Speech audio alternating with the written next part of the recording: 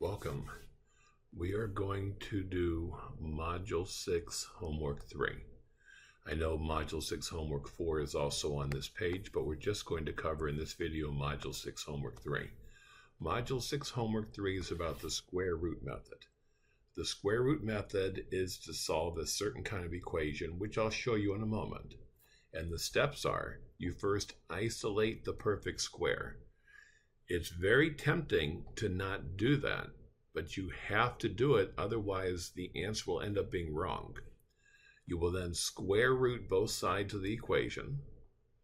When you do the square rooting, you put plus or minus on one side. You'll see what I mean when I show you this. And then you solve for the variable. Not only do you need to know the method, you need to know when this works. And this method only works when one side of the equation is a perfect square and the other side is a number. For example, we're not going to do these right now, but this is a perfect square and this is a number. This is a perfect square and this is a number. You don't have that here, but if you were to add 20 to both sides, you would have that, and then you could use that method.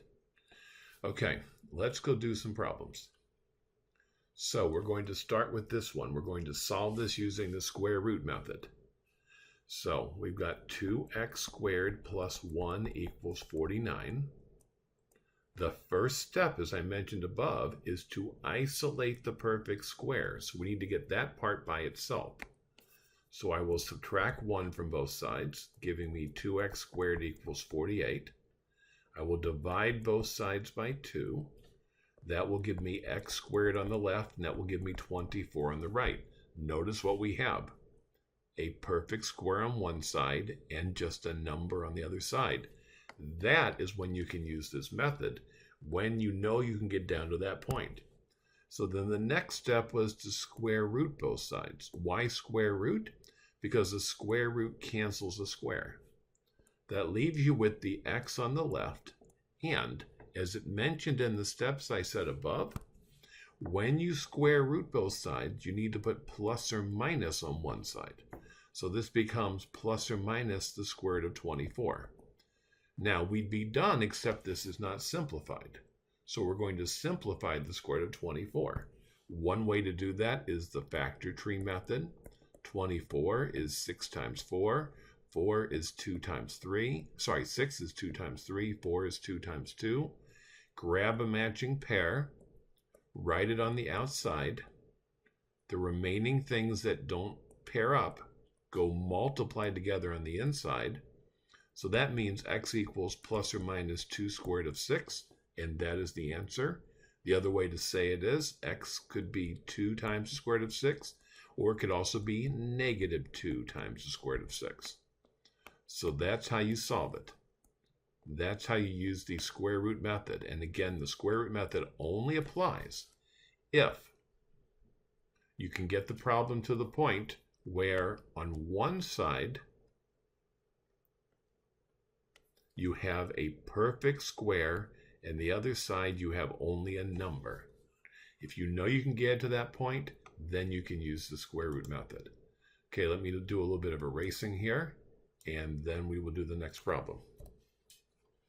Give me a moment to do a little bit more erasing. Okay, our next problem, we're going to solve this one. So I can see in my head that if I move the 7 to the other side, I will have a perfect square on one side, and I will have just a number on the other side, and I'll be able to use this method. So I'm going to subtract 7 from both sides. That will give me 5x minus 1 squared equals negative 3. And then I can square root both sides. Again, I remind you, when you square root both sides, you're doing that because that will cancel the square, which will make things a lot easier than doing this a different way. And the other side, when you square root both sides, be sure to put plus or minus. Okay, you may remember from an earlier section, if you ever have a problem and it has a square root of a negative, the next step absolutely has to be take the negative out and turn it into an I. So be sure you do that. On some problems, if you don't do that as the very next step, you'll end up with the wrong answer. On some problems, it won't be a problem, but you don't know for sure which are which. So always do that as your next step. So on my right side, there's going to be an I. Now be careful. Sometimes people put the I in the wrong place and it messes everything up. When you do this, the I is always directly next to the radical. So I'm going to show you the wrong place to put it just so you're clear about this. Do not put the I over here, for instance. The I needs to end up being next to the radical. So on our next step, I will write, as soon as I can erase this thing here, everything's erasing except for the piece I want. Let me put that back.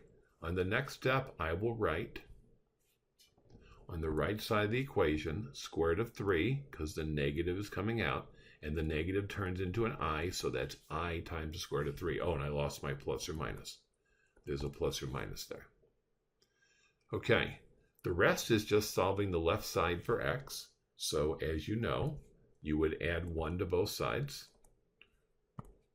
That gives you 5x on the left, and they give you a 1 plus or minus I squared of 3. And as you know, you would then divide both sides by 5. And when we divide both sides by 5, you're left with x, which is what you want. And the right side is 1 plus minus I squared of 3 over 5. Now, that is the answer, but it's not in the form it's supposed to be in. So let's do a little bit more with this. You have a plus or minus in the numerator. Anytime you have a fraction and in the numerator you either have a plus or you have a minus or both, you can always split that into 2 fractions. So this becomes 1/5 plus or minus I times the square root of 30 over 5. That's still not technically in the right form. So I'm going to do, sorry about that, I'm going to do another step. I'm going to rewrite that as 1/5 plus or minus the square root of 3 over 5 times I. And if you're wondering, why does this I in the numerator suddenly go on the side here? Well, I'll get to that in a moment. But the key thing at this point, not the most important part of this problem by any means, but the key thing at this point is, why do we have to even write this? Well, when your answer has an I in it, anywhere at all, you're required to write your answer in the form A plus BI. And what does that mean? That means you need to have a number in the front. Following that, either a plus or a minus. In this case, you have a plus or minus. Following that, you need to have a number. That's what this part is. And next to that, you need to have an I, which is what we have right there. So now it's in the correct form. Okay, I think I'm going to skip the thing I just mentioned a moment ago, and I may or may not remember to come back to it. You don't really need me to do it, but I think we should go on with the next problem. So again, a little bit of time for erasing here. So give me a moment, please. Okay. Now we're going to solve that one. We can immediately see you can solve it using the square root method, because the left side is a perfect square and the right side is just a number. So I'll square root both sides. That's the first step. Once the square is isolated, and it is, don't forget the plus or minus. The square root cancels the square. You get an x plus 2 on the left. On the right side, since the square root of 49 is 7, we're going to put 7. Be careful. When you square root a number, the answer no longer has the square root in it. Now, if you're saying to me, well, don't we sometimes do things with a square root and end up with a square root? Yes, we do. So I guess what I'm really saying to you is, please be sure you're clear when you do and when you don't end up with a square root. I very often see people say things like the square root of 49 is the square root of 7, and it's not. Make sure you're clear about that. Okay, and of course it's a plus or minus. Now, I'm going to subtract 2 from both sides. When you do that, you get x equals plus or minus 7 minus 2. Okay, mathematically, that's a correct answer, but it's not an acceptable answer. It's not an acceptable answer because it is far from being simplified. And if you watch the rest of these steps, you will see why the new answer is so much simpler than the one we have. So what does this mean? This means we have positive 7 minus 2, and we also have negative 7 minus 2. Well, positive 7 minus 2 is 5, and negative minus 7, 2 is negative 9. And isn't this much easier to understand that the answer is the numbers 5 and negative 9 than whatever that's saying over here? I think that's a much more confusing way to write it. So if you had a question like this on a test, you need to write 5 and negative 9, not this thing here. That's really the main purpose of this particular example, is just to show you that idea there. Okay, we have one more and then we are done. So the last one is to find the value of x on this triangle. So to find the value of x, what we're going to do is use the Pythagorean theorem. Now it doesn't say it's a right triangle, it only works for right triangles, but when you've got one side straight up and one side straight across, it's a right triangle.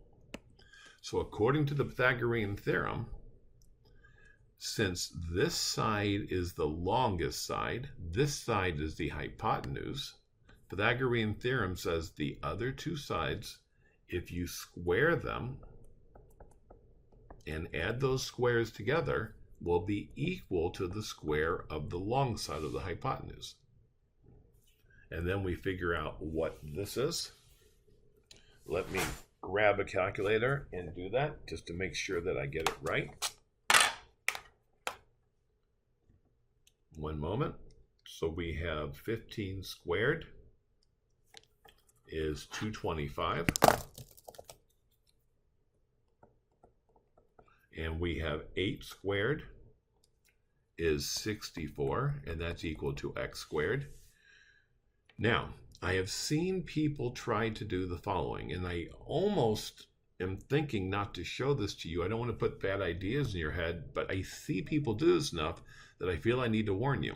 People think, well, I can just square root that, and square root that, and that will tell me that 15 plus 8 equals x.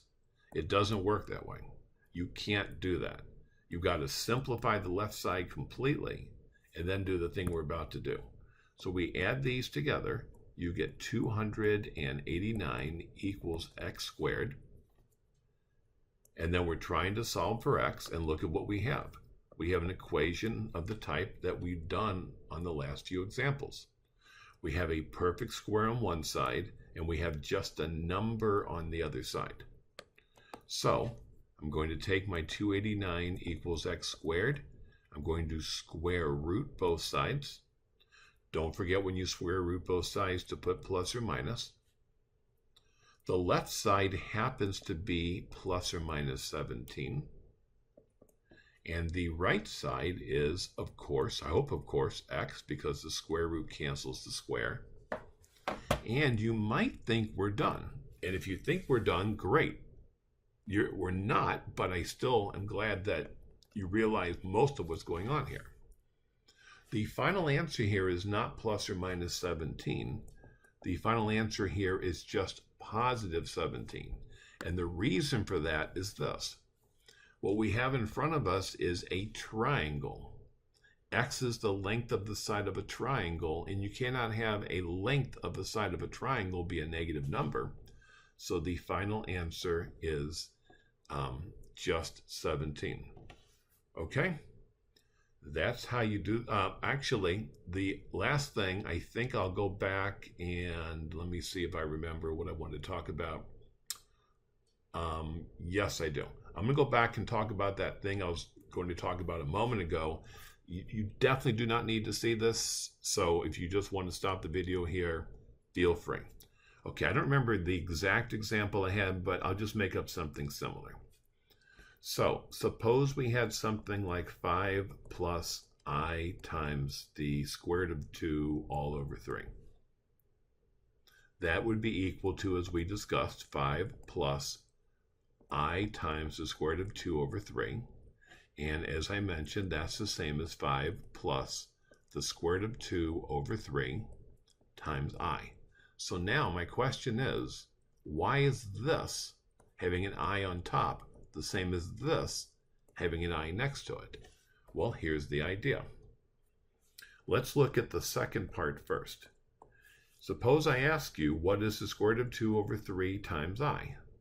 Well, you are multiplying a fraction by something that is not a fraction. And how do you multiply a fraction by something that's not a fraction? Turn the other part into a fraction by putting a 1 underneath it. Now, how do you multiply two fractions? Well, the way you multiply two fractions is to multiply the numerators. That gives you the square root of 2 times I. Multiply your denominators, that gives you 3. And just for fun, so to speak, I'm going to put the I in front. You don't have to. I'm going to put the I in front. That gives you I squared root of 2 over 3. And look what happened. What happened was I got back the thing I had a moment ago. I got this back. So what I showed you was why this expression, in other words, this expression, ends up being equal to that expression. Okay, that is definitely the end of this recording.